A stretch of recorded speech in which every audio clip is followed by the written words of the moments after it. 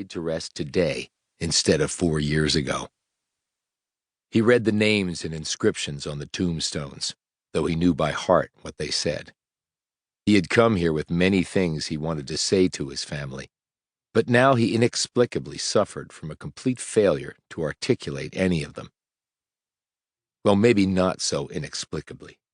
The brain injury that had given him perfect recall had also changed his personality. His social skills had gone from high to quite low. He had trouble voicing his emotions and difficulty dealing with people. In his mind's eye, he conjured first the image of his daughter. It was sharply in focus, the curly hair, the smile, the cheeks that rode so high. Then the image of his wife, Cassie, appeared, the anchor of their family, the one who had kept Decker from succumbing to his condition, forcing him to interact with others, compelling him to come as close as possible to the man he used to be. He winced in pain because it actually physically hurt to be so close to them, because they were dead and he was not. There were many days, perhaps most, when he simply could not accept that state of affairs. He glanced in the direction of Jameson, who was leaning against a broad oak about 100 feet away. She was a good friend, an excellent colleague, but absolutely powerless to help him through what he was facing now.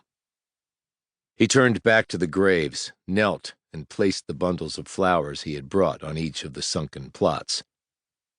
"Amos Decker?" Decker looked up to see an older man walking slowly toward him. He had materialized out of the dusk of elongating shadows.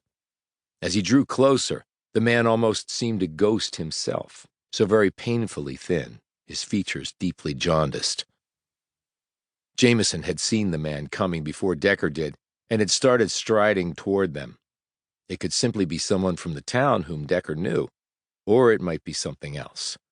Jameson knew that crazy things tended to happen around Amos Decker. Her hand went to the butt of the pistol riding in a holster on her right hip, just in case. Decker eyed the man. Aside from his unhealthy appearance, the fellow was shuffling along in a way that Decker had seen before. It wasn't solely due to age or infirmity. It was the walk of someone accustomed to wearing shackles when moving from point A to point B. "He's a former prisoner," speculated Decker. And there was another thing. As he sometimes did, Decker was seeing a color associated with the man. This was due to his also having synesthesia, which caused him to pair colors with unusual things, like death and numbers. The color tag for this gent was burgundy. That was a new one for Decker. "What the hell does burgundy mean?" "Who are you?" he asked, rising to his feet and brushing the dirt from his knees. "Not surprised you don't recognize me. Prison takes it out of you. Guess I have you to thank for that." So he was incarcerated. Jameson also heard this and picked up her pace. She actually half drew her pistol, afraid that the old man was there to exact some sort of revenge on Decker. Her partner had put many people behind bars in his career, and this fellow was apparently one of them. Decker looked the man up and down as he came to a stop about 5 feet away. Decker was a mountain of a man, standing 6'5" and tipping the scale at just about 300 pounds.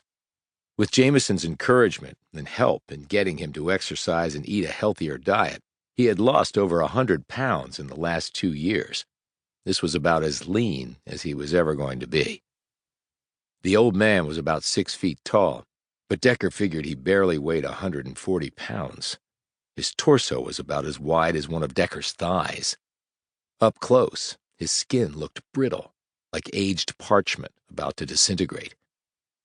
Hacking up some phlegm, the man turned to the side and spit it into the consecrated ground.